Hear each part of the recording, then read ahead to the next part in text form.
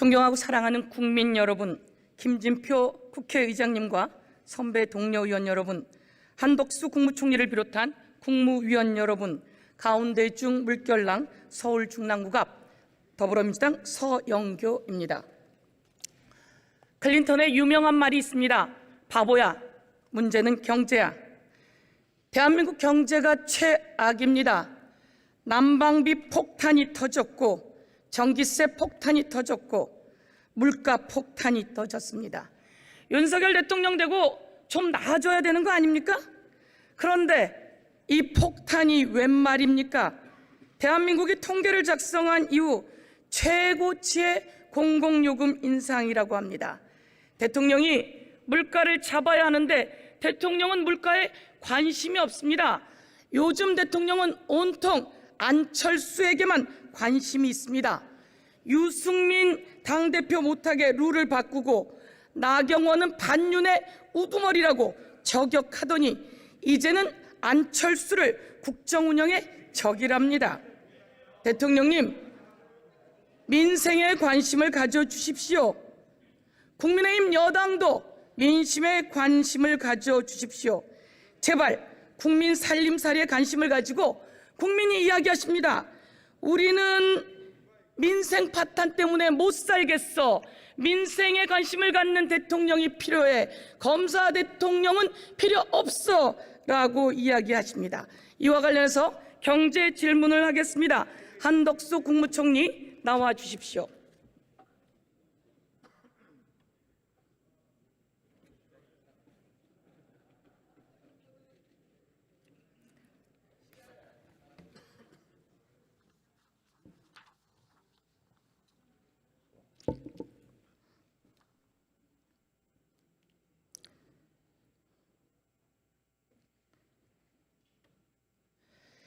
예, 국민이 아주 화가 많이 나 있습니다.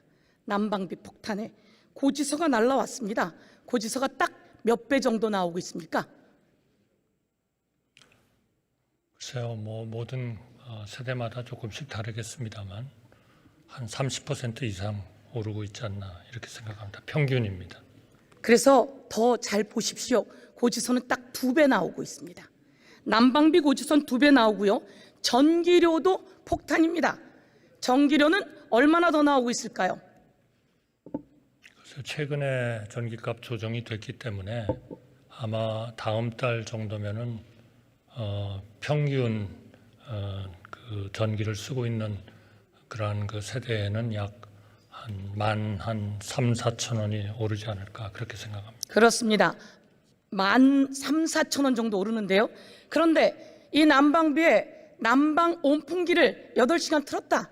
그러면 22만 원으로 훌쩍 뛰어오릅니다. 이거 살겠습니까? 글쎄요, 각 세대마다 다르리라고 생각합니다. 역시 취약계층, 사회적 취약계층 그리고 에너지 취약계층에게는 부담이 되리라고 생각합니다. 중산층은 부담이 안 됩니까? 취약계층보다는 좀 낫지 않을까. 서민은 부담이 안 됩니까? 서민은 저희가 이제 취약계층이라고 보면 어느 정도 그 부분에 대해서는 정부의 지원이 뒤따를 것입니다. 자, 난방비 폭탄, 가스비 폭탄, 전기세 폭탄, 이제 택시비입니다. 택시비는 얼마나 올랐습니까? 택시비는 최근에 택시를 잡기 어려운 이런 상황을 타개하기 위해서 가격의 조정 정책을 좀 했기 때문에 그 부분도 꽤 오른 것으로 그렇게 알고 있습니다. 여의도에서 역삼역까지 택시를 타면 1,200원 정도 나옵니다. 할증이 되면 2만 원이 넘습니다. 이런 상황. 자, 난방비, 전기세, 택시비, 이제 버스비는 얼마나 올랐습니까? 버스비도 지금 올리는 그러한 계획들이 지자체를 중심으로 있다고 생각합니다. 윤석열 정부 됐습니다. 윤석열 정부 국무총리로서 국민께 이렇게 물가 폭탄, 물가로 국민이 고통받는 것에 대해서 사과의 말씀 한번 하시죠. 이 원인을 우리가 분명히 알아야 된다고 생각합니다. 오르는 공공요금을 짓누르는 인기 위주의 정책 가지고는 해결할 수 없습니다. 국민에게 참아 주십사 해야 할 것은 참아 주십사고 말씀을 드려야 되고 또 취약계층에 대해서 지원할 것은 지원해야 됩니다. 그러나 전체적인 재정의 이러한 어려운 과정에서 재정은 우리가 고려하지 않고 국민의 부담만 줄인다면 국가가 운영이 될 수가 없다고 생각합니다. 총리님, 그러면 정부는 뭐하러 있습니까? 정부는 국가를 대내외적으로 건전하고 또 제대로 인정받는 그런 국가로 해야 됩니다. 포퓰리스트 정권이 필요한 것은 아니라고 생각합니다. 예, 에너지 지원이 포퓰리즘이다 이렇게 이야기하셨어요. 윤석열 대통령이 1월 30일에 중산층과 서민들의 난방비 경감 방안 검토해라 이렇게 얘기했는데 윤석열 대통령을 향해서 포퓰리즘이라고 이야기하시겠습니까? 전 국민에게 에너지 값을 국가가 예산으로 해줘라라고 생각한다면 그거는 분명히 합리적인 정책이 아니라고 봅니다. 정부가 그렇게 운영될 수는 없다. 저는 그렇게 생각합니다. 윤석열 정부 되고 물가가 다 오르고 모든 게 다 올라서 힘들 때 윤석열 정부는 국민의 세금을 걷어들입니다. 그럼 그 세금을 잘 배분해서 다시 이 힘들 때 국민에게 지원하는 것들이 정부가 해야 되는 일 아닙니까? 그 정도는 해야 되는 거 아닙니까? 거기에 우선순위를 둬야 되겠지만 그렇죠. 거기에 우선순위를 둬야 되죠. 그러나 대내외적으로 대한민국의 재정 정책이 엉터리 정책이라는 그러한 평가를 받아서는 안 된다고 생각합니다. 예, 지금 말씀하셨습니다. 대통령이 청와대를 용산으로 옮기면서 엄청난 예산이 들어갔어요. 거기에는 무슨 말씀하셨습니까? 지난번에 영빈관 예산 있는지도 모른다고 하셨어요. 그렇게 이야기하시면서 정부에서 국민들을 위한 지원, 최소한의 지원을 포퓰리즘이라고 이야기하면 총리로서 자격이 없는 것 아닙니까? 제가 여러 번 말씀드렸습니다. 저는 필요한 지출이 포퓰리즘 정책이라고 하지 않았습니다. 능력도 없으면서 빚을 얻어서 국민들에게 인기만을 얻기 위해서 하는 정책이 안 된다는 말씀을 드리는 겁니다. 예, 그러면 대통령으로서도 정부로서도 자격이 없다. 국민이 오늘 말씀을 잘 기억할 거라고 생각합니다. 우리들의 세금은 서민 증세 형태로 그렇게 많이 끊어가고 그리고 나서 이렇게 돌려주는 것은 포퓰리즘이다. 이렇게 이야기하시는 한덕수 총리의 이야기를 꼭 기억하도록 하겠습니다. 자, 그러면 이렇게 어려운 에너지 상황에서 다른 나라의 사례는 지원하고 있는 사례를 알고 있습니까? 알고 있습니다. 예, 알고 있습니까? 이야기 한번 해보십시오. 그러나 우선 제가 의원님께 말씀드리고 싶은 거는 자, 우리나라의 제가 말씀드린 걸 에너지 이야기하십시오. 값은 다른 나라의 사례를 유럽이나 이야기해 보세요. 알고 일본이나 있으시다면서요. 이런 나라에 비해서 엄청나게 적절한 코스트를 반영하지 못하고 있습니다. 지금 다른 나라의 사례를 알고 있다는 걸 이야기해 보십시오. 지원을 좀 더 할 수 있죠. 왜냐하면 그 나라들은 에너지 값을 우리보다 훨씬 더 많이 받고 있기 때문입니다. 다른 나라 사례, 프랑스, 영국, 스웨덴, 스페인 등등의 나라 사례를 알고 계시죠? 그 나라도 갑자기 이런 상황이 되면서도 지원을 하고 있는 거죠. 우리나라에서 아니 총리님 세금을 걷어들이고 이렇게 엄청나게 물가를 인상시켰으면 안정시키는 게 정부의 역할 아닙니까? 정부는 무슨 능력이 있는 거죠? 저는 의원님께서 그런 나라들이 일반적으로 이 가스값이 10배씩 오르는 그런 2001년, 2002년 이 과정에서 얼마나 에너지 요금을 현실화하고 올렸는지를 저는 당연히 의원님께서 잘 아시리라고 생각합니다.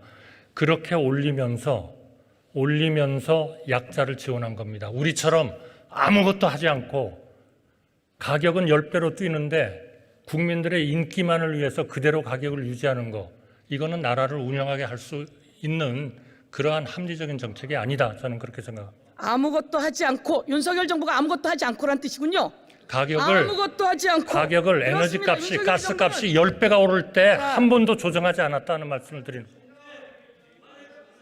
전 정부 탓할 때가 아닙니다. 그거는 정부에서 이 정부도 마찬가지입니다. 2019년, 2020년에 가스 요금이 어땠는지는 알고 계실 텐데요. 전 정부 탓할 거면 뭐하러 윤석열 대통령 됐습니까? 시장에 반항하면서 올려야 할 에너지 값을 올리지 않는 정부는 그 어떤 정부를 막론하고 저는 합리적인 정부라고 생각하지 않습니다. 시장에 반항하면 안 된다는 얘기입니다. 자, 문재인 정부에서 가스 요금을 알고 있었을 텐데요. 가스 요금은 올릴 상황이 아니었기 때문에 올리지 않은 것입니다. 그런데 그것을 왜 그 정부 전 정부 탓을 하고 윤석열 정부 아닙니까 지금? 저는 전 정부 탓을 하는 게 아닙니다. 2019년 가스요금은 원가가 최하였어요. 2020년 가스요금은 원가가 최하였어요. 그런 정도의 기본 자료는 알고 계실 텐데요. 문재인 정부 2019년 가스요금 원가는 최하였어요. 2020년 최하였어요. 그렇지 않습니다. 2001년 3월서부터 2021년 3월서부터 2021년 3월까지는 외국으로부터 수입하는 에너지 가격은 거의 5배가 올랐습니다. 가격은 한 푼도 조정하지 않았습니다. 그거는 시장에 대항하는 겁니다. 그리고 2021년 3월에는 그 부담이 영원히 안 갈 수가 없습니다. 어떻게 국민들한테 에너지 값이 5배씩 오르는데 그것을 그대로 가격을 유지할 수 있습니까? 그거는 당장은 국민한테 무슨 도움이 될지 몰라도 그것은 반드시 폭탄으로 돌아오게 되어 있습니다. 2021년 3월에 기업의 가스비를 올렸는데 다시 가스비가 떨어졌어요. 그래서 가게 가스비를 올릴 이유가 없었던 거예요. 그 정도는 아셔야 되는 거 아니겠습니까? 그러나 에너지 값이 어떤 상황에 있었고 어떤 트렌드를 자, 보이고 이제- 있다는 것을 알아야죠. 자, 이제 다음으로 넘어가도록 하겠습니다. 지금 상황에서 대한민국 무역 적자는 어떤 정도입니까?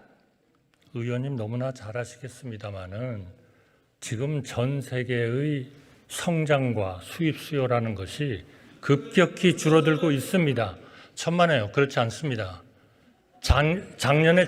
작년에 저희가 뭘 한 겁니까? 인플레이션을 전 세계적으로 잡아야 된다고 했습니다. 왜 인플레가 생겼습니까? 우리의 코로나 그리고 금융위기 2007년도부터 때문에 전 세계의 유동성이 거의 제로 금리로 거의 무한대로 풀렸습니다. 자, 그러한 상황은 영원히 갈 수가 없는 겁니다. 한덕수 총리, 네. 제가 질의하는 사람입니다. 제 얘기 들어보세요. 올 1월 무역 적자가 얼마입니까?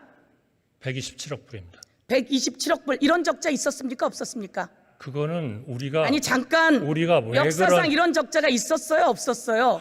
한 달에 일어난 거는 없었겠죠. 그러나 다시 이야기해 보세요. 이런 적자는 있었어요? 없었어요? 그것이 중요한 게 아닙니다, 의원. 아니. 자, 올 1월의 무역 적자는 마이너스 127억 달러입니다. 이 세상에 이런 적자는 없었습니다. 금융위기가 올 때도 1년에 무역 적자가 133억 달러였어요. 그런데 올 1월 한 달에 마이너스 127억 달러입니다. 이런 무역 적자라면 대한민국이 큰 위기를 앞두고 있다는 겁니다. 이런데 대한민국 정부는 뭐 하고 있습니까? 저는 이러한 위기가 자, 영원한 위기라고 생각하지 않습니다. 당연하죠. 영원한 위기가 되지 않게 일을 하세요. 그런데 대통령의 요즘 최고 관심사는 뭡니까? 의원님께서 말씀해 주시죠. 네, 대통령의 최고 관심사는 안철수 대표입니까?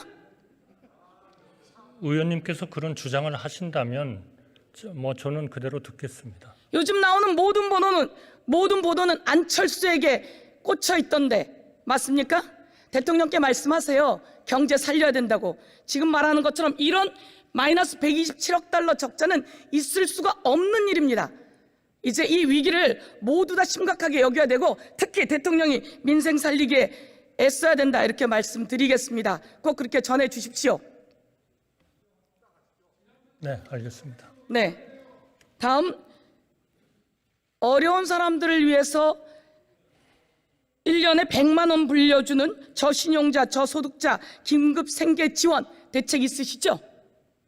네, 네, 그 100만 원 빌려주고 이자는 몇 프로입니까? 신용도에 따라서 받을 수밖에 없지 않겠습니까? 그러니까 원하는 것만큼 저금리로 100만 원을 줄 수 있으면 가장 좋겠죠. 그러나 경제라는 게 그렇게 운영될 수는 없죠. 신용도에 따라서 받아야 할 이자는 조금은 받아야 된다. 저는 그렇게 자, 생각하고요. 몇 프로로 이자를 책정하고 있습니까? 그러니까 금리를 어려우니까 그러니까 묻잖아요. 몇 프로로 하고 있습니까? 답변을 못 하시는 걸 보니까 제가 보기에는 맞지 않다고 생각하는군요. 아닙니다. 많지 않다는 게 아니고 그분들한테는 상당히 부담이 되겠죠. 한 6, 7%는 될 겁니다. 그러나 그 금리를 받지 않았을 때는 시장이 그런 분들에 대한 배려를 할 수가 없습니다. 예, 죄송합니다. 제가 못 들었습니다. 대한민국 국민 여러분, 그 어려운 사람에게 100만 원 빌려주고 이자를 16% 받겠답니다. 윤석열 정부가. 고리대금업자 아닙니까? 1,000억 마련해서 100만 원씩 빌려주고 1년 후에 160억 이자를 걷어드리겠다고 합니다. 제가 여기에 경고합니다. 이런 일은 없었으면 좋겠고요. 경기도에 이 사례가 있는데요. 이자가 1%입니다. 제발 이렇게 만들어 주십시오, 총리님. 서민을 위해서 그렇게 해 주십시오, 총리님. 그 1%는요. 그거는 국가가 보조를 하는 거죠. 지방정부가 보조를 하는 겁니다. 그거를 우리가 모든 사람들한테 그렇게 할 수 있으면 좋죠. 그러나 만약에 우리가 16%를 할 수 없이 받더라도 그분들한테 100만 원을 대출해 줄 수 있는 것이 더 좋은 건지 16%가 안 되면 100만 원을 지출할 수가 없는 것이 좋은 상황인지는 그거는 역시 우리가 합리적인 결정을 해야 되고 그거는 일률적으로 말씀하실 수 없다. 다시 저는 그 검토할 거라고 겁니다. 이렇게 생각했는데 저런 생각을 갖고 계시다니 참으로 통탄스럽습니다. 그러면 이런 이야기 한번 해보죠. 주가 조작은 경제를 교란시키는 범죄 행위 맞습니까? 엄중한 범죄 행위라고 생각합니다. 예. 그러면 윤석열 대통령의 부인 김건희 여사는 주가 조작이 있다고 지금 공범들이 재판이 벌어지고 있습니다. 그래서 주가 조작 범죄 일람표에 약 289번이나 언급이 돼요. 그런데 22년 1월에 서울중앙지검에서 소환을 했어요. 근데 소환에 불응했어요. 그리고 공범들은 재판을 받고 있어요. 이러면 됩니까, 안 됩니까? 특히나 대통령의 부인이 주가 조작으로 시장을 교란시키는 범죄 행위를 했을 때 검찰에서 소환을 했어요. 그러면 나가야 됩니까, 안 나가야 됩니까? 저는 법치주의에 따라야 된다고 생각하고요. 의원님 지금 말씀하시는 사항은 검찰이 다 지금 수사를 하고 있고 이미 몇 년 전서부터 수사를 하고 있는 것들이라고 어제 한동훈 장관이 몇 번 강조를 해서 말씀을 드렸습니다. 그래서 22년 1월에 소환했는데 안 나가고 대통령이 되셔서 뭉개는 겁니까 지금? 그거는 검찰이 저는 대한민국의 검찰입니다. 그 검찰은 2, 3년 전에도 있었고 지금도 그 검찰이 있습니다. 제대로 된 수사를 해야죠. 그러나 마치 의원님께서 수사가 이루어지지 않고 있는 것처럼 말씀하시는 것은 저는 그거는 동의하기 어렵습니다. 제가 말씀드렸죠. 22년 1월에 소환했는데 소환에 불응했어요. 그래서 수사가 제대로 되고 있지 않아요. 그럼에도 불구하고 재판 과정 속에서 다 드러났어요. 왜? 검찰은 피의 사실을 흘리질 않아요. 이재명 대표 관련해서는 내내 언론에 흘리더니 김건희 여사 관련해서는 흘리지도 않아요. 그런데 재판 과정에서 드러났어요. 시장을 교란한 엄청난 범죄 행위. 대통령이 자기 아내이기 때문에 먼저 제대로 수사해야 된다 이렇게 생각하는데 법무부 장관과 검찰에게 그리고 대통령께 전달해 주시겠습니까? 전달은 하겠습니다만 어제 여러 번 거기에 대한 답변은 있었고 그러한 답변이 어제 오늘 했던 답변도 아니라고 생각합니다. 의원님께서 잘 판단해 주시기 바랍니다. 자, 어제 답변할 때 이런 게 있었습니다. 김건희 여사와 한동훈 법무부 장관은 카톡을 300번 넘게 주고받았다. 그럼 300번 넘게 주고받으면서 이런 이야기가 있습니다. 김건희 여사가 서울의 소리 기자에게 이렇게 이야기를 합니다. 나한테 줘. 나한테 주면 내가 한동훈이한테 줄게. 둘은 무슨 관계입니까? 이런 관계에서 제대로 수사했다고 누가 믿겠습니까? 이 세상의 국민이 누가 믿겠습니까? 이럴 때 국무총리께서 중간 역할을 해야 되는 것 아니겠습니까? 저는 그 상황은 여러 번 어제 설명했고 아마 기회가 있으실 때마다 설명을 했을 것으로 저는 생각합니다. 어제 상황에서 설명이 제대로 안 된 게 검찰이 소환했을 때 안 나갔다 이게 안 나왔어요. 그러니까 제가 오늘 묻잖아요. 검찰이 소환했는데 안 나갔어요. 어떻게 생각하세요? 저는 그것이 합법적인 소환인데 또 사정이 다 나갈 수 있는데 안 나갔다고 하는 것은 잘못이죠. 그러나 제가 그 내용을 자세히 알지는 못합니다만은 그때의 상황을 무슨 이유가 있었겠죠. 왜 안 나갔는지 하는. 그거는 일반 국민이 가지는 하나의 자기 방어권 아니겠습니까? 왜 안 나갔을까요? 저는 그건 모르겠습니다. 죄송합니다. 자, 이제 또 다음으로 갈게요. 민주주의가 8단계 하락했습니다. 대통령이 외국에만 나가면 외교 참사가 일어나고, 그리고 안보 참사가 일어나고, 그리고 안전 참사가 일어났습니다. 대한민국의 159명의 청년들이 세상을 떠났습니다. 그런데 유가족이 울부짖습니다. 우리는 이상민을 파면하라 그러는데 대통령은 나경원을 파면시키고 싶고 안철수를 파면시키고 싶어 해요. 여기에 대해서 이 시점에 한덕수 총리께서 유가족께 그리고 하늘에 가 있는 우리 아이들의 억울한 죽음에 대해서 사과의 말씀 한번 하십시오. 우리 희생을 둘러싼 우리 국민들의 고통, 그리고 그 유가족들이 느껴야 할 그 아픔에 대해서 정말 심대하게 저 또한 고통으로 또 아픔으로 그렇게 느끼고 있습니다. 사과 말씀하세요. 사과는 총리께서 한번 사과하시면 큰 위로가 되실 겁니다. 사과는 여러 번 제가 한 것 같습니다. 오늘 대정부 질문이니까 공식적으로 한번 해보십시오. 네, 그러한 참 국민들이 애통하게 생각하고 가슴 아프게 생각하는 그런 일들이 일어났고, 또 그러한데 경찰이나 또는 사법당국의 그 수사를 통해서 밝혀진 그러한 거에 의하면 그러한 잘못이 있었다는 거, 그거는 정말 국정을 통할하고 있는 국무총리로서 정말 죄송하게 생각하고 또 가슴 아프게 생각합니다. 예, 들어가셔도 좋습니다.